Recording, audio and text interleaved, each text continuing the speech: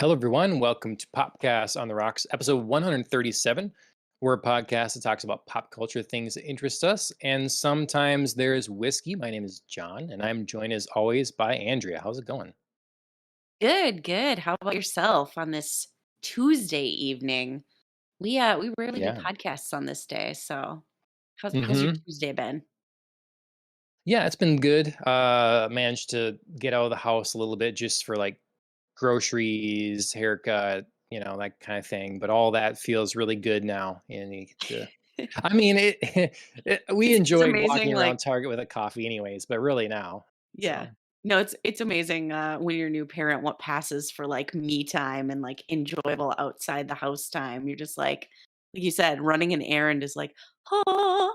Yeah. So, Yep. I get Yep. it. Yeah. It's been good. How about you? Yeah, same. I actually had the day off of work, so I got outside for a little while, walked around, um, but then like came back inside to do some house projects. So yeah, I feel both uh refreshed and invigorated and also accomplished. So Nice. yeah, baby. All right. Well, perfect. I'm hoping for you to be invigorated on tonight's episode because we got some things that might light a fire under your butt. I don't know. We'll see. Maybe it's Andrea's turn for rant. Maybe it's Andrea's turn for rant. Maybe I I'm don't know. just gearing up right now. Maybe I got it all stored up here. Yep. This episode we're going to be talking kind of a variety of issues. Hmm. Got some talk about literature, the literature world coming up in mainstream news these days. Um, Television, streaming numbers, those kinds of things. What people are watching. A big franchise returning once again in a new form. Yeah, lots to talk about. But before we get there, drink holidays. Yes, yes, we have a plethora of holidays, a couple that fall on the same day. So March 3rd was a big day, 3/3/23. It was Irish Whiskey Day. It was Mulled Wine Day and it was Moscow Mule Day. So I feel like you're Wow. kind of doing like a grab bag of all over the world things here. Yeah. Um, so Yeah. yeah, March 3rd. Celebrating any of those? Yeah, I'm actually celebrating Irish Whiskey Day, um, Nice. in Classic. honor of needing to stay awake these days. I have this limited edition Jameson cold brew. Um, Nice. Nice. so yeah, it's running on E pretty quick here. Notes of Okay. roasted oak and dark chocolate. Um, yeah, natural cold brew coffee flavor. So I did sort of a I'm guessing combining a nationality from another one of the days. I did sort of a White Russian with it. Nice. So it's Nice. real. I don't really know what's exactly recipe for White Russian, but this is basically the coffee, uh, Irish whiskey with cream, Mhm. and which is great for my digestion. And then some this syrup we have. It's a vanilla honey cinnamon syrup. So Oh, that sounds good. yeah, it's That sounds pretty you delish. know, it is. It's not healthy in the least, but yeah, it is No delicious. no one said parenting was healthy for you, so, let Oh, me know how yes. the I hear that, man. let me know how the cold brew is, because I was considering getting that for Chris. He's such a big Mm. Jameson fan, but I wasn't sure how he was gonna take to it, so Okay, well, here, in the name of helping out your husband here, aw, so let me thoughtful, I appreciate it. let me cleanse the palate a minute here because having it with a bunch of heavy cream is not really Right, an is accurate obviously very judge. different. And it's been a long time since I've had this straight. Um, Definitely So smoky, good. like almost oh, what's that? What would that be? Some sort of smoked meat. Like Okay. I'm not sure. Some sort of so the smoke is good. So kinda like mesquite.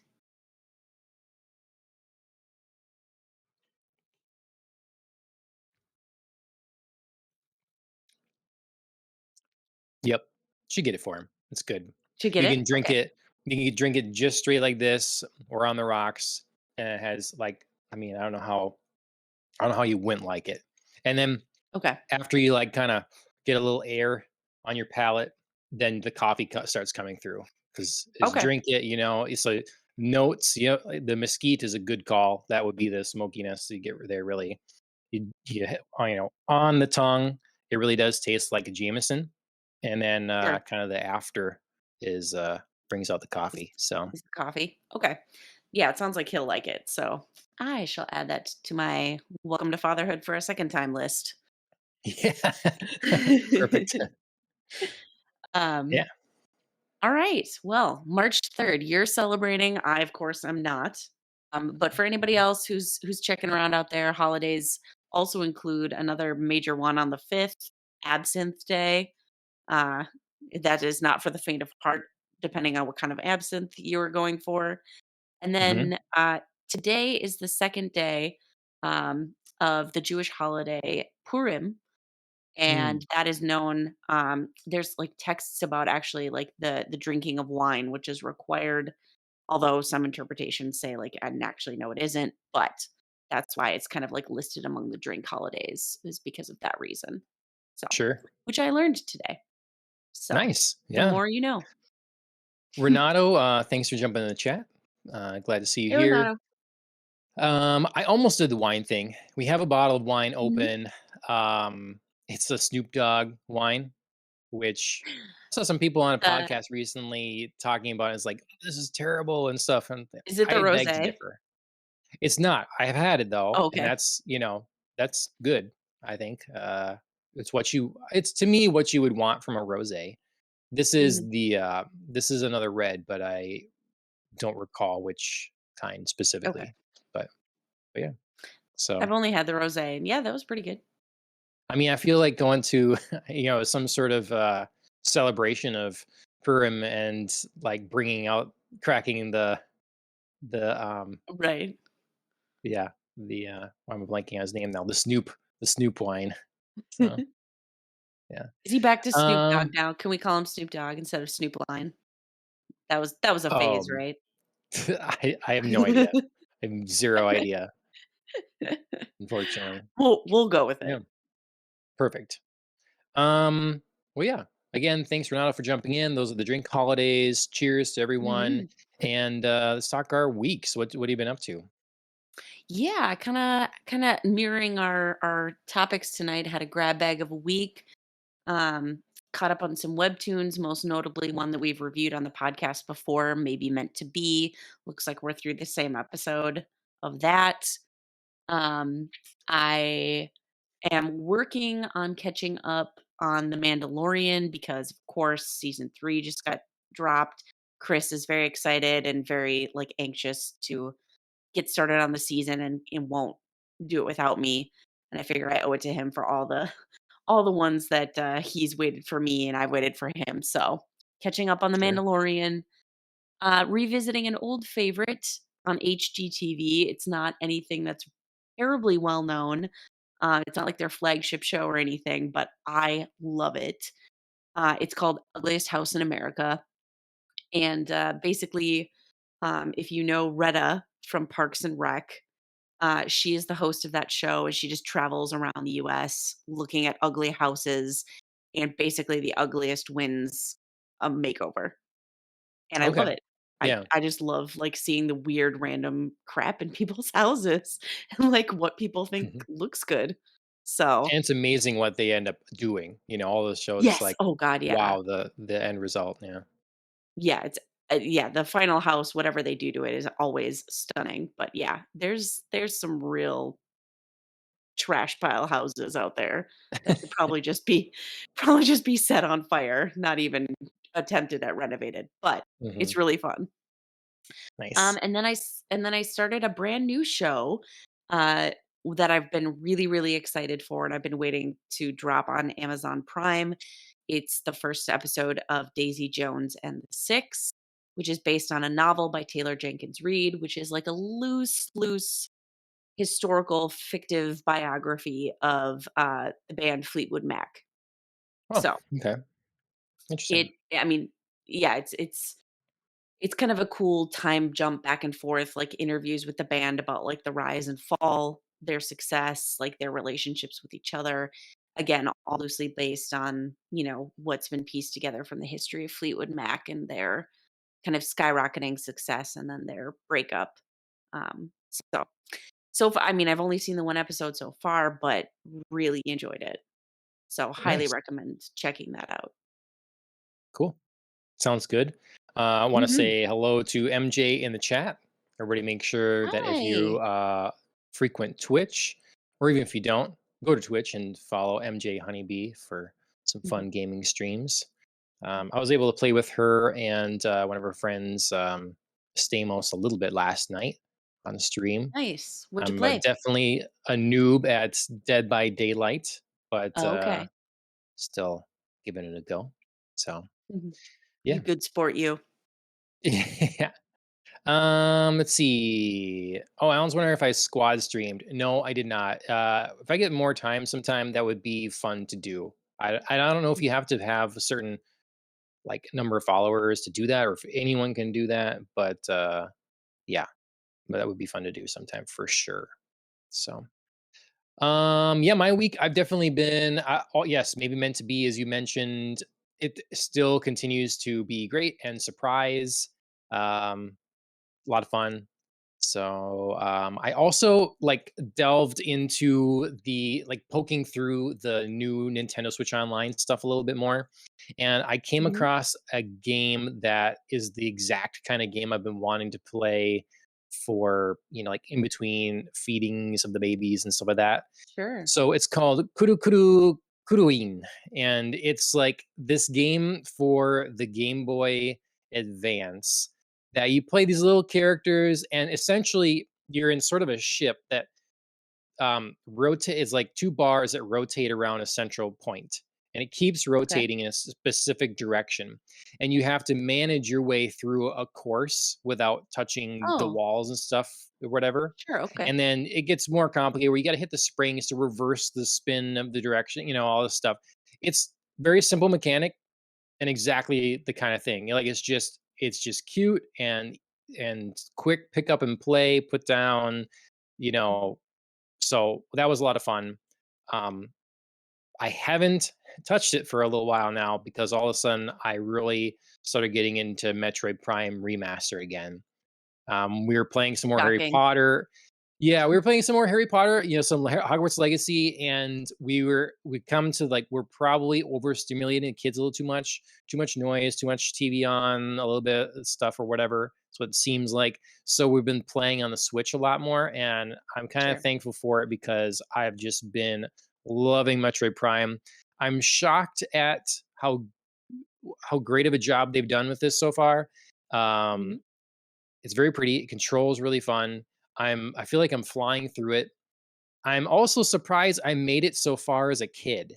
I'm notoriously bad at games as a kid, and I still Sure, haven't though I've discovered some things I hadn't then. sure. I definitely am not to the point where I was. So, I don't know. I'm surprised at that, but either way, Do you that's think been do you think my your like love of the game was just, like, so strong as a kid? Do you know what I mean? That you pushed through even if it was, like, taking you forever? maybe, maybe. I mean, it was definitely a Okay. game of the likes I hadn't played before. It's kind of a genre reinvention. It Mhm.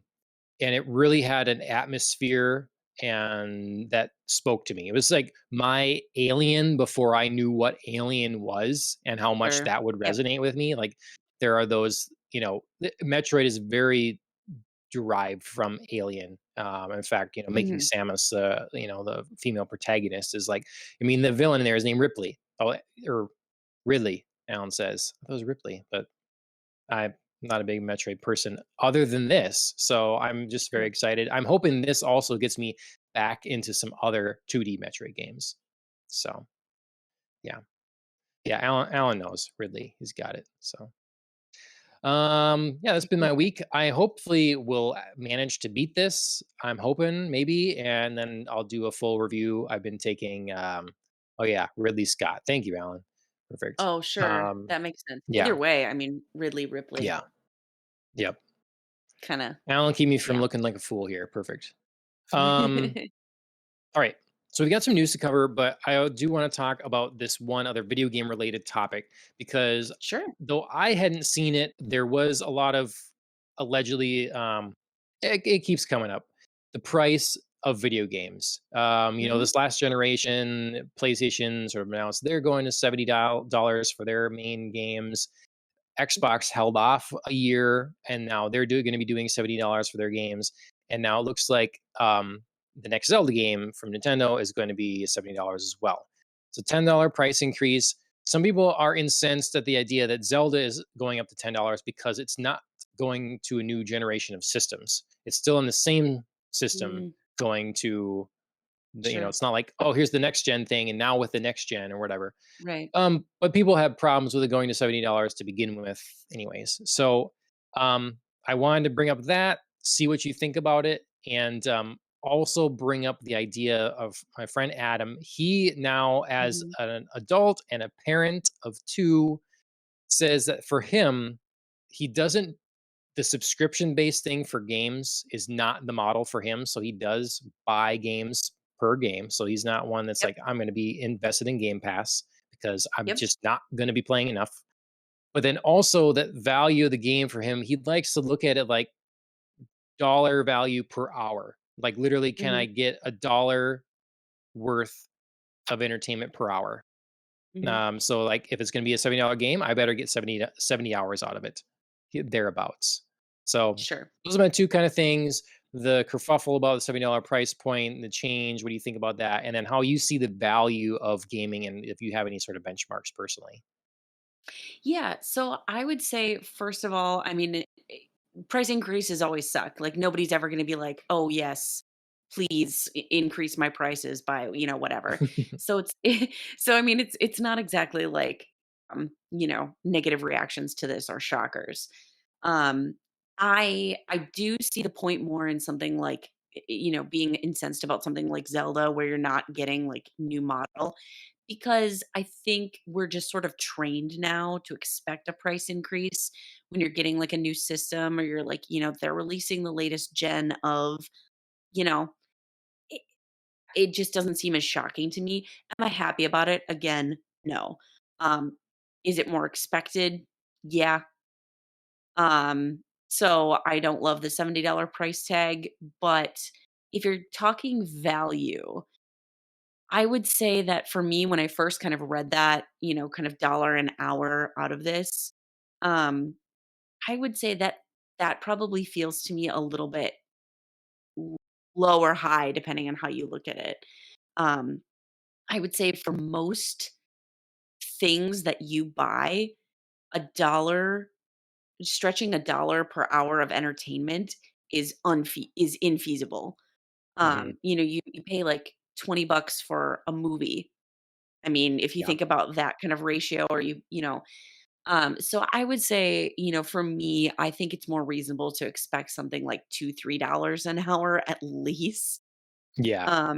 And I would say that that to me is a more realistic ratio. Ideally, sure, I'd love to get 70 hours.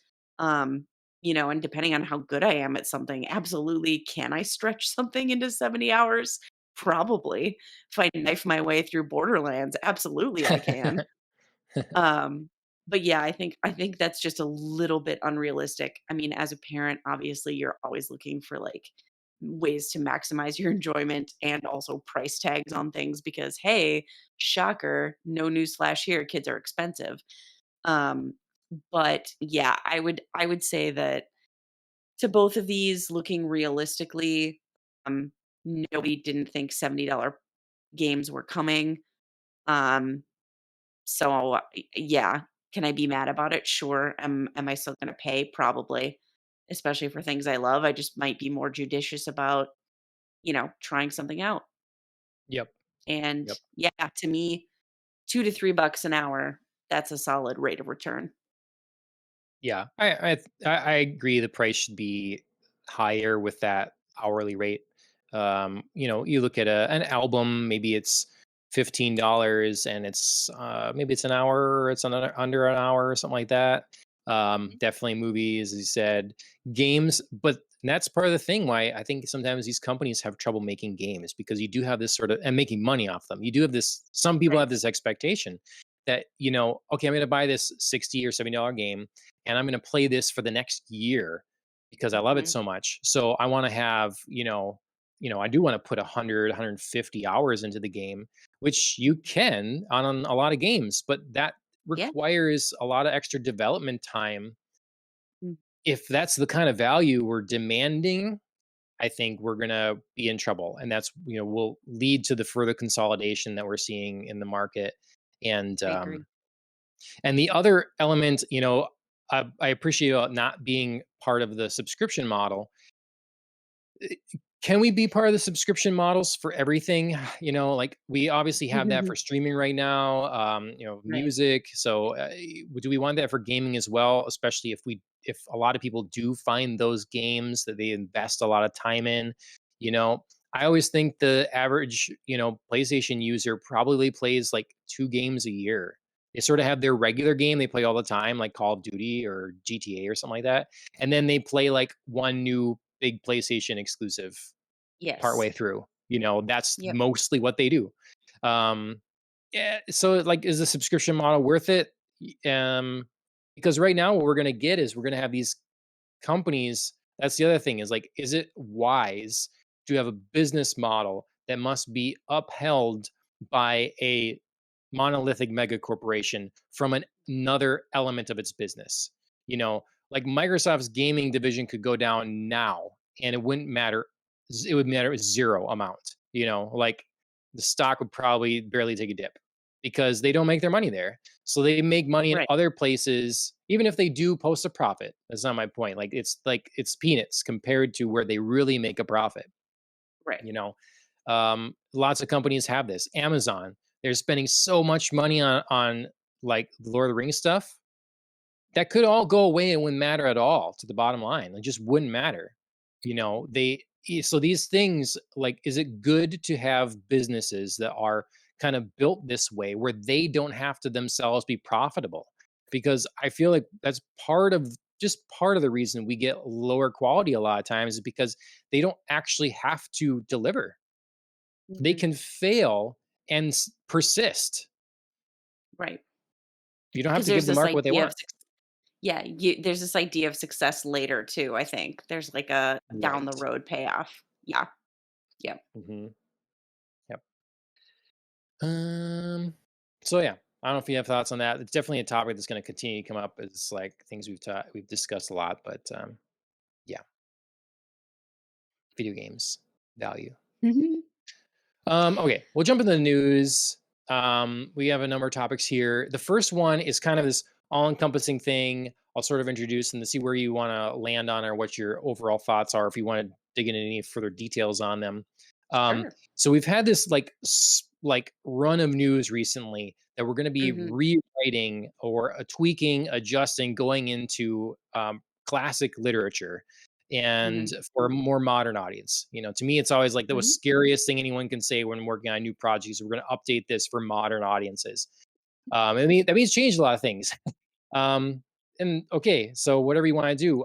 But we have now James Bond books that are being gone through to take out potentially seen as offensive material or like um, comments and views that were expressed more casually back in the day when they were written.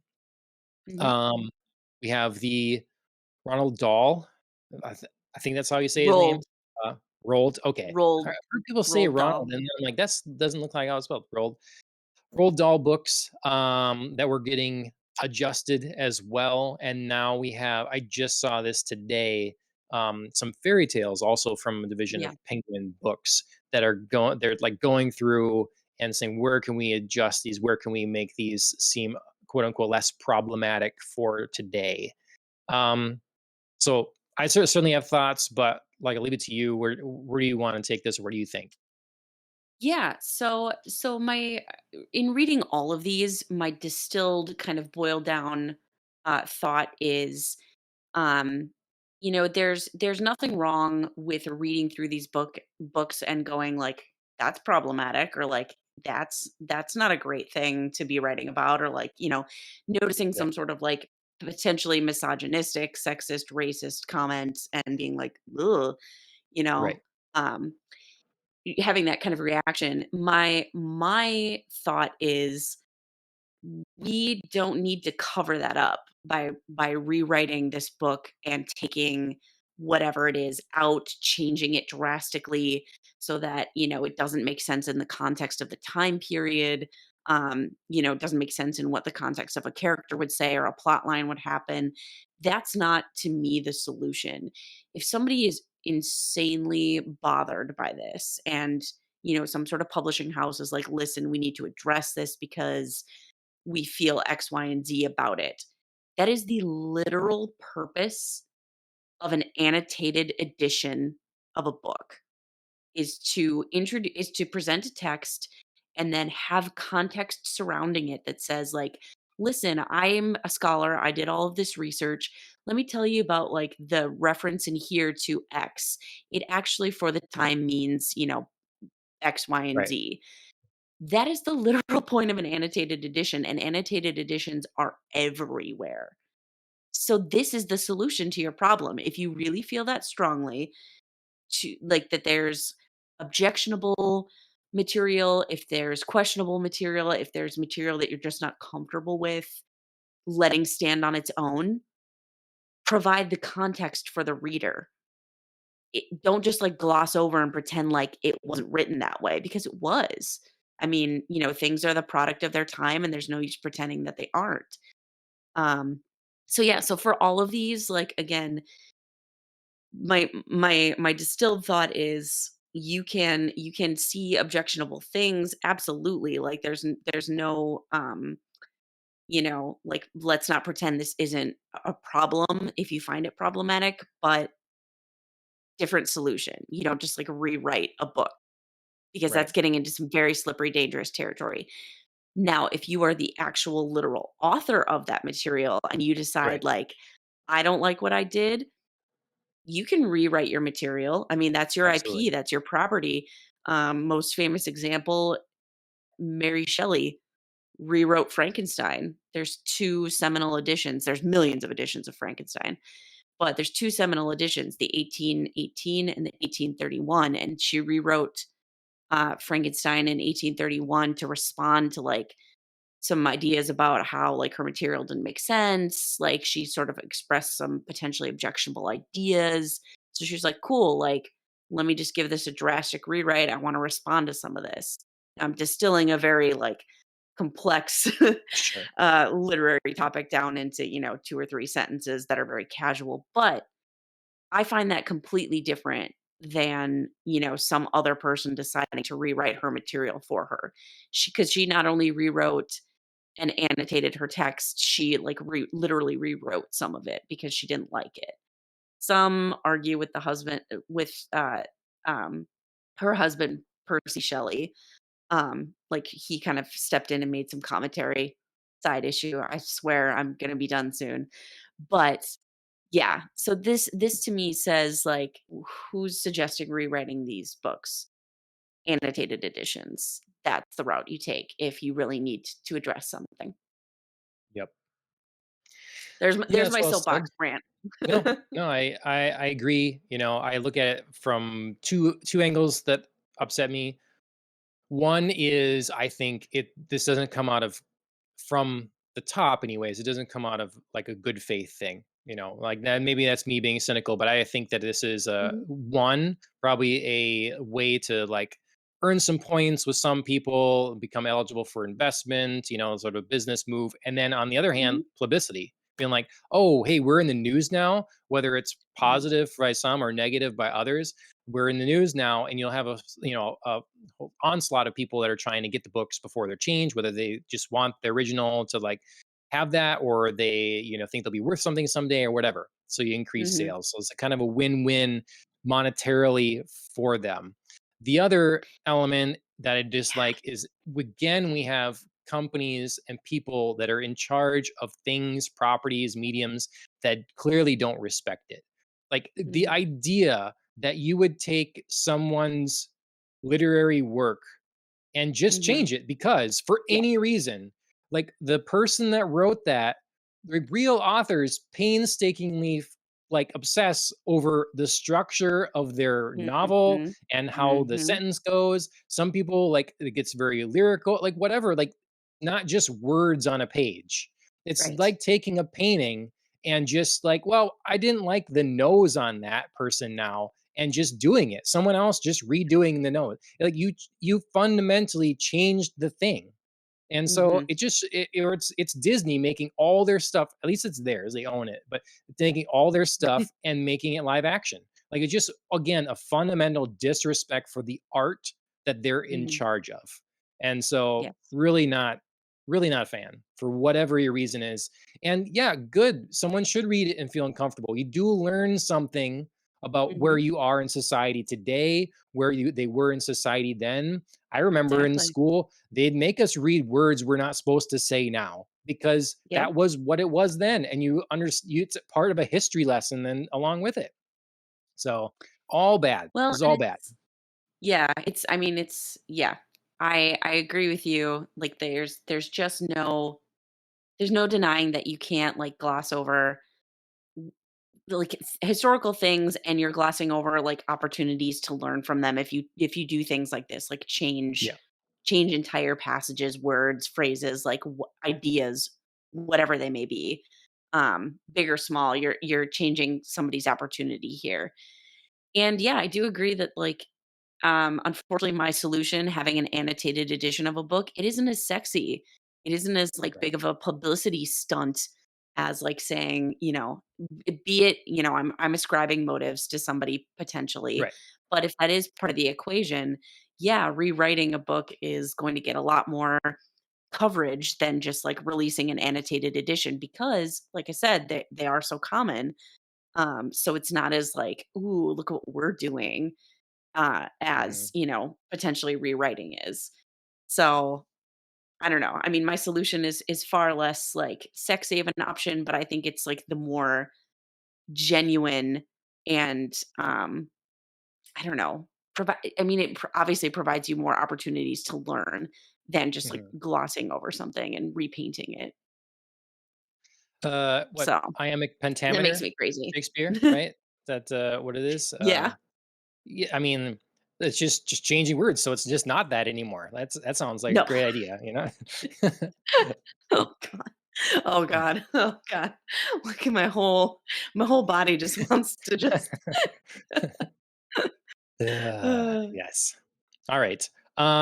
Next thing, we gotta talk about, like, we talk about streaming on the show quite a bit, and, I kind of want to put things in perspective a little bit. We get all kinds Yeah. of charts and graphs, and this is successful and this isn't successful. This many viewers, this many view Mhm. watch hours, all this stuff on any given show or movie or whatever.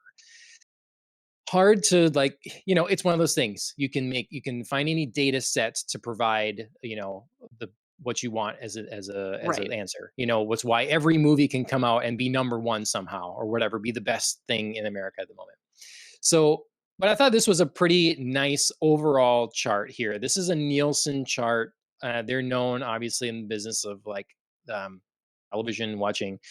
2022 top 15 streaming programs overall, because a lot of times Mhm. this isn't overall, it's like new or it's original Yes. content or it's like it's Right. specified. This is overall.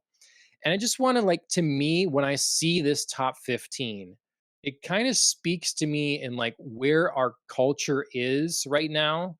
And that these Mhm. things that a lot of companies are producing now are not actually impacting the culture the way it maybe seems like it is. Mhm. Because this list of 15 is mostly old stuff. It's not Yes. it's not current or it's like recently done or something like that. Mhm. These are things that, with the exception of basically kids stuff, we got Stranger Things at number one, which is the like, wow, here's the big thing that made an impact. And we can see that in all kinds of ads and different stuff. I think that one's undeniable. But then we Yeah. have like Coco Melon, Encanto, Bluey, like kids things, right? Yep. And the rest is like Grey's Anatomy, Criminal Minds, Seinfeld, Gilmore Girls. Simpsons. Yep. Yeah. These are the things that people are going to watch that Supernatural, watch yeah. television. And I think the next generation doesn't even watch television. So like it's our age and older watching this, and all the other stuff is kind of becoming irrelevant. So Mhm. I don't know. Did you draw a different conclusion from this, or if you find other insights? No, I mean, in looking this over, I completely had agreed with you. It was insane to me that I had, watched almost everything on this list. You know what I mean? Like you just don't expect for, it's like somehow finding out that you've watched every movie nominated for an Oscar that year. You know what I mean? Right. You just don't expect to do it. So, you know what I Hmm. mean? When you think of like the top things for a single year. So, yeah, so finding out that like all of these older programs were on this list was just sort of like mind blowing to me.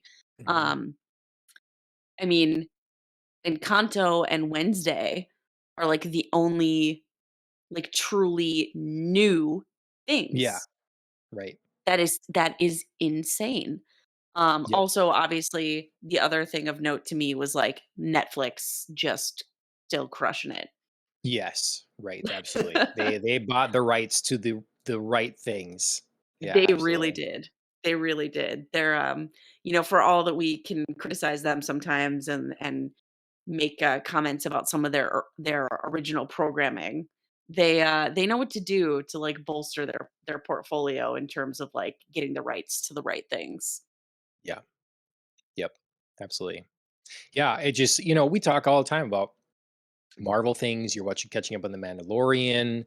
I Yep. had someone come at me in the comments before, nicely, but whatever, about like, can't stop saying Andor's a failure.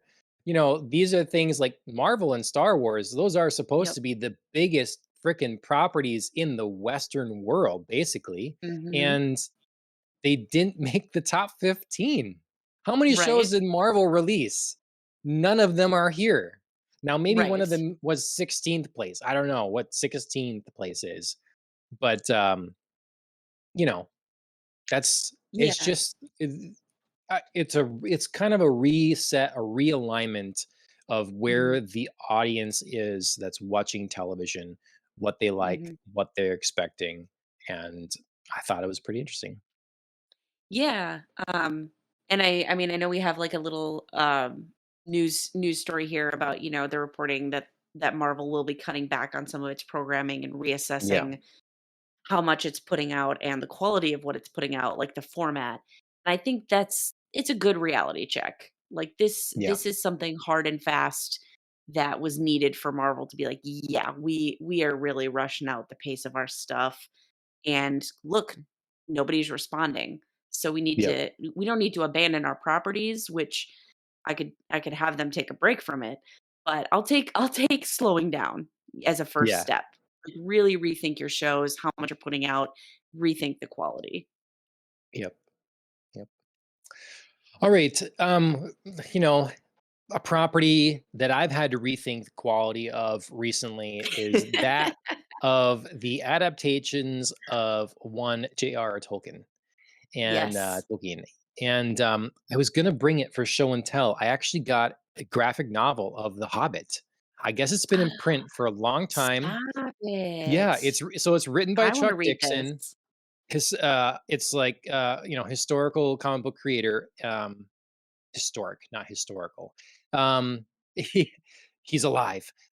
He So there's this fun Poor story Chuck. that he was working for someone, and they would always go to the Library of Congress and look for what is off, um, like what has not been, what's free, what I'm looking for when it go public domain, things that are public domain. Oh, And there yeah, was okay. a version basically of The Hobbit that was not copyrighted. It was in public domain, and he went to at this point, whatever the Tolkien estate, and said, "Hey, we have this. We're gonna do a comic of it, and you won't see any money from it. Or do you want to give us the rights to legitimately do the actual Hobbit, and then you see money from it?" And they said yes. And so they made this, and the art is fantastic. I guess it's been in print ever since. It sold tons That's and tons of awesome. copies. So yeah, I'm excited to read it. Um, but Yeah. You're gonna have to anyways, snag that for yeah, me when you're done. absolutely. It's so yeah, we're talking Tolkien and a new announcement of new projects in that Mhm. world um from the folks at Warner. What's it called technically now? Warner Brothers Discovery Warner Brothers Yes. Warner Discovery. Um, we don't know what this is. All we know is that they're pursuing new films in this world. They got the Mhm. rights from Yep. Embracer Group. I had no idea had the rights to Lord of the Rings. They're a giant Yeah. gaming conglomerate, but they have it, and they've sold these back to the company that made the Lord of the Rings trilogy. Mhm. You're a big fan of the Yes. works of Tolkien. What do you think? Absolutely I am. So I was kind of cool with this for a little hot moment because I was just like, well, they're basing it in the world. They're going back to the original company. Peter Jackson's being consulted. I don't know what his role exactly will be, but he's like in talks. So these seem like good things. And then suddenly they dropped um these the multi-year agreement involves films based on The Hobbit and The Lord of the Rings. And I was like, "Ooh, that is such, vagueness. I don't like that because Right, it leaves room open to be a remake of the Lord of the Rings and Hobbit right, trilogy that Peter Jackson did, and I don't care if Peter Jackson's involved in it, I don't need it." right. So, that's not the part I love. Now is there, you know, obviously room and scope for things to be offshoots? Absolutely. Like maybe they're gonna be um, making a movie about Tom Bombadil and Goldberry. I don't know. There's obviously huge sections of the book that were missed in the original, not missed, but couldn't make it into like Excluded. the original Yeah. trilogy. Yeah. um, do I think that they were wise cuts? Yes, I do, but obviously there's still material there. We could be doing something like, their next movie that comes out is Lord of the Rings, War of the Rohirrim, which I am actually really excited about because I think telling the story of Helm Hammerhand is an awesome idea. Um, so yeah, so if they're doing things like that, super, super excited. If they're leaving it vaguely open to like maybe we're just gonna kind of slowly feel out remaking the trilogy, get the fuck out of here. Yeah. Yeah. Yep. I'm with you. I think that, though I'm scared of that being a possibility, I do think the vague language is probably them just not knowing because there were quotes as Right. well about like how much of the world left unexplored, how rich it is, Yes. stuff like that. So I'm choosing to lean on those words and hope On that those hopes, that's the yeah. course, yeah, that we're taking here. Um, Same. I have to think they'd understand the backlash and devaluing the property they have if is as opposed to something that could connect and they could sell a box set of like Right. all the stuff, they Right. can digitally they can sell here's the 12 film thing, once it's all said and done Right. because you can watch it Mega from pack, beginning to yeah. end. Right. It's, I don't know. I'm worried in general about them touching any more of Tolkien's work Yeah. especially after like Rings of Power and stuff. But if they're gonna do it, I'm happy Peter Jackson is being talked to allegedly, and yeah, we'll see. I'm with you here. Yeah, it's just it's so hard to read between the lines of things like, Hmm. you know, but for all the scope and detail lovingly packed into the 2 trilogies. Yeah. Which, when you say stuff like that, they're like, "Oh, there's all this stuff in there, but also, like, there's so much left to do." It's like, Hmm. are you hinting that, like, we're gonna take this further or, like, these left some things out, so we're gonna reimagine them with those things back in them? It's Hmm. terrifying. Like, these words are just, this is why words matter, people. Yeah. Um, Yeah. so I yeah. could I could see them being like, let's do another Game of Thrones kind of thing. So this could take let's start from the beginning, start from Hobbit, and let's do a television show of the whole thing. And add, I, I can see that too. I don't want that, I but mean, yeah, this really is just like a good old fashioned vague booking post, you know? Just yep, like a very like, "Stay tuned, we have things." yeah. I So, yeah, honestly hope, I'm oh, sorry. I was just gonna say, for me, I'm hopeful, but also terrified because we've seen what, you know, yeah, property how property can go wrong in the wrong hands. yep. I hope that the success of Hogwarts Legacy makes them look at that opportunity Mm, because we've had Lord of the sure. Rings games. I hope that they see that, hey, we could we could really invest here because that's kind of the medium of the future, anyways, and you can see a big Well, turnaround there. they are doing, like, several different games that are due out. They have a Gollum-based video game, a Yeah. mobile video game, and then this is the one I'm actually excited about. Take-Two Interactive and Weta Workshop are doing a Middle Earth set game, due Okay. out in 2024. Like, I think, you know, working with Weta Workshop is just obviously to me like the ultimate stamp of approval. So Sure. that would be the one I would pin most hopes on. But yeah, so they're definitely like in the game space. Hmm. I just don't know like what this is going to be. Yeah, I hope they really invested and took them Yeah, seriously because that's often the issue is like, oh, we have a property, we have an IP, we're going to do a game on it, but like funding is because people will buy it because it's this property. So, right, right. You just slap the Lord of the Rings name on it, yep, and yep. yeah, people are sold. All right. We've got more to talk about, but we're running long for this week, so we're gonna wrap it up there. I because there's a burning new breaking story I wanted to mention, but we'll have to talk about Ah, that next shoot. week. Yeah, I know. Leave everyone in suspense. Oh my So god. Ultimate cliffhanger, John. You're even leaving yep, me in suspense. I know. All right. So that's been Popcast on the Rocks, episode 137. Covered quite a few issues today. Make sure that in the comments sections everywhere that you let us know what your thoughts are. Have you seen all the shows on that top 15 list? Are those your regulars? Are you going to buy all these other books now before they're changed? Will they reverse course as they did with the doll books? We'll see what happens exactly there, but let us know.